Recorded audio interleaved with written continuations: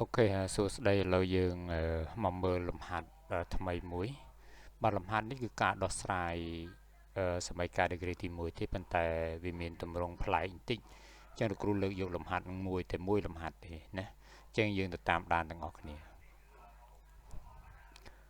គេឲ្យយើងដោះស្រាយសម័យកាលដោយបានឲ្យអញ្ចឹងគឺ3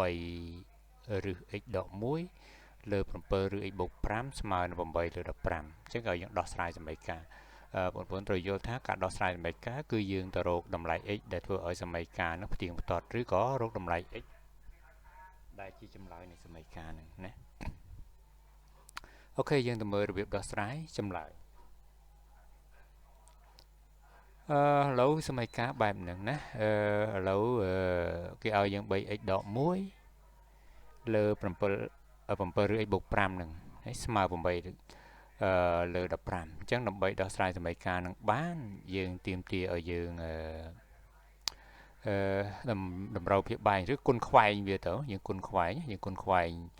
អឺសម័យកាលទាំងពីរនឹងមានថា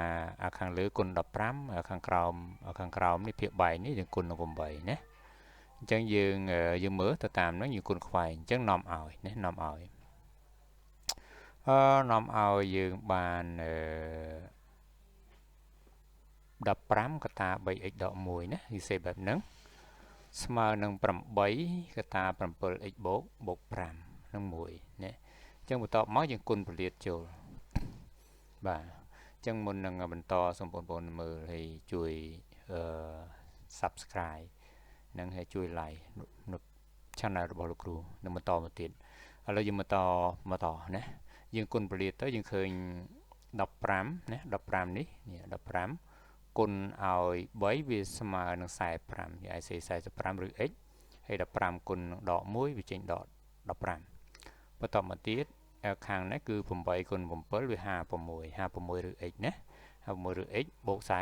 40តបមកយើងបោះឬ x មកមួយជារៀងមកយើងបោះអាណាដែលជាប់ឬ x មកខាងនេះអញ្ចឹងបន្ទាប់មកនេះយើងបោះមើលតាមលំដាប់ដោយយើងបោះវាសិនមកអញ្ចឹង45ដកឲ្យ56ណាយើងយក45ឬ x ដកឲ្យ51ឬ x ហើយខាង40នេះយើងសរសេរមុនគេមកណា40សរសេរមុនបន្ទាប់មក15បោះឆ្លងមកខាងនេះឡើងបូក15បាទបូក15បន្ទាប់មកទៀតយើងស៊ីសងលេខខាងនេះមកអញ្ចឹង45ដក56នៅសល់11ណាដក11ឬ x ស្មើនឹង55បាទ40បូក15គឺ55ណាហើយមួយទៀតបន្ទាប់មកយើងទាញរកឬ x ណាឬ x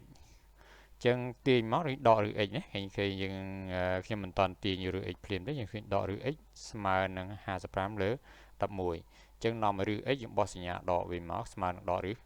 ដកសំទោសឬ x ស្មើដក5អញ្ចឹងយើងកន្លែងនេះឯងដែលជា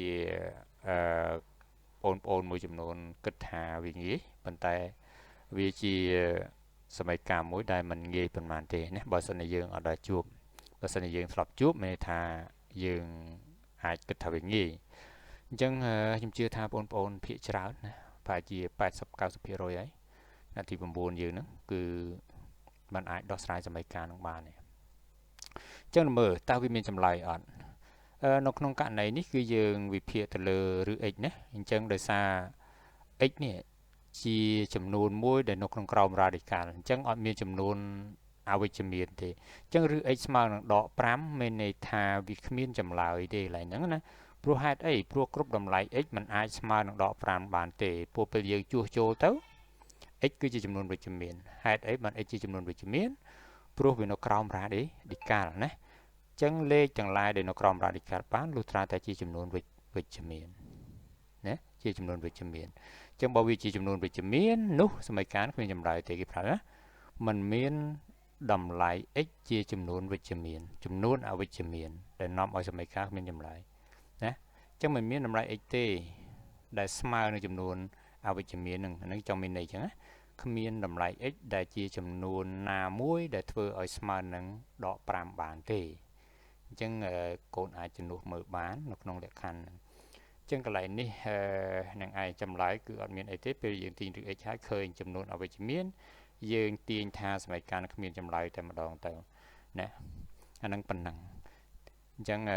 នេះជាហេតុផលមួយដែលលោកគ្រូលើកយកលំហាត់នឹងមួយមកជួនកាលក៏អាចមានចេញនៅក្នុងការធ្វើលំហាត់ផ្សេងៗនៅពេលប្រឡងប្រចាំខែឬឆមាសក៏មានដែរអញ្ចឹងសង្ឃឹមថាបងប្អូនយល់ហើយតាមដានបន្តទៀតនៅវីដេអូក្រោយអូខេអរគុណច្រើនហើយយើងជួបគ្នានៅវីដេអូបន្ត